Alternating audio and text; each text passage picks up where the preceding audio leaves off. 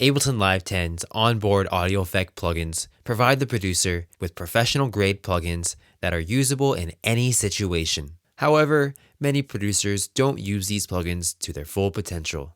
They get comfortable with using a few functions on an audio effect and don't explore what else the plugin has to offer. What many producers don't take advantage of is the ability to create beat-synced effects with a few of Ableton's common audio effects. These beat-synced effects add a great deal of interest and variation to your track and can help add that professional polish.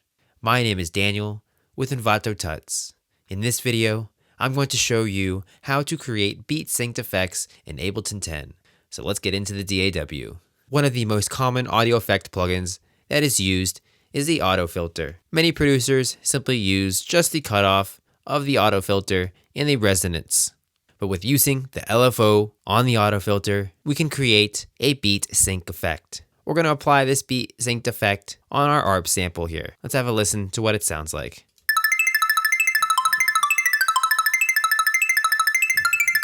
To add this beat sync effect, what we're going to be doing is going to affect the frequency cutoff filter with the LFO or low frequency oscillator that we have here. We can change the amount of the LFO that is applied to the frequency. We can also change the shape of the frequency as well as the rate and the phase.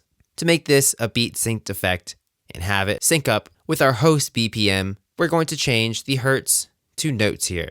That way we can use the rate to adjust to specific note values such as quarter note, sixth note, eighth note, 16th note, and so on. For this effect, I would like to have a bandpass filter, as this will be more of a pronounced effect.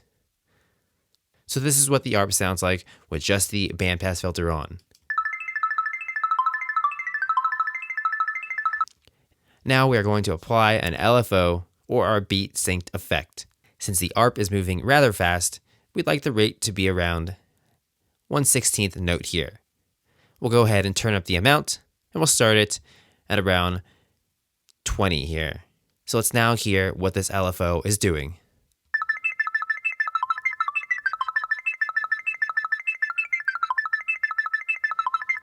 So the LFO is now at a 16th note for the BPM that we are at, and it is affecting the frequency cutoff filter. So what this filter is actually doing when this LFO filter is applied is it is moving back and forth at a 16th note rate. Now when this effect is applied, it is a little too strong and it drowns out the sound a little bit. So we want to add a layer. So what we are going to do is group the auto filter in an audio effect rack. Then we are going to open up the channel by clicking the icon here. And then we are going to right click and click create chain. What this is going to do is create two simultaneous chains playing together.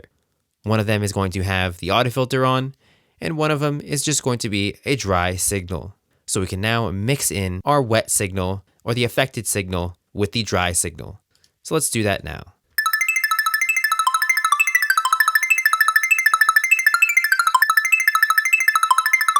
To make this effect more pronounced, we're going to now change around the filter and its resonance.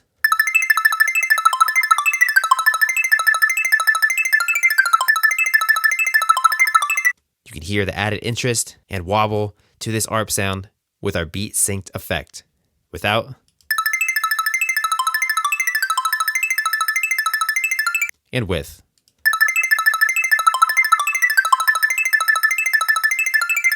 This makes for a nice layer of added interest.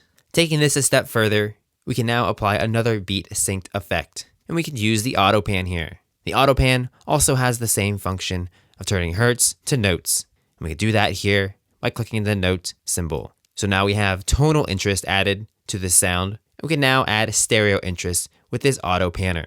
We can change the amount and the rate to have the signal go from side to side in the stereo field or from left to right channel. Let's apply this effect to add more stereo interest.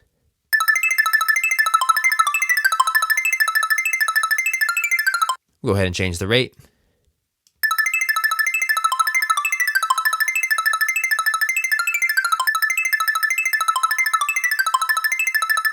With it off.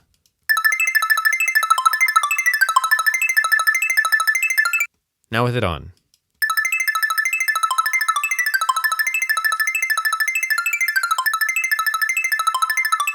You can hear the layer now.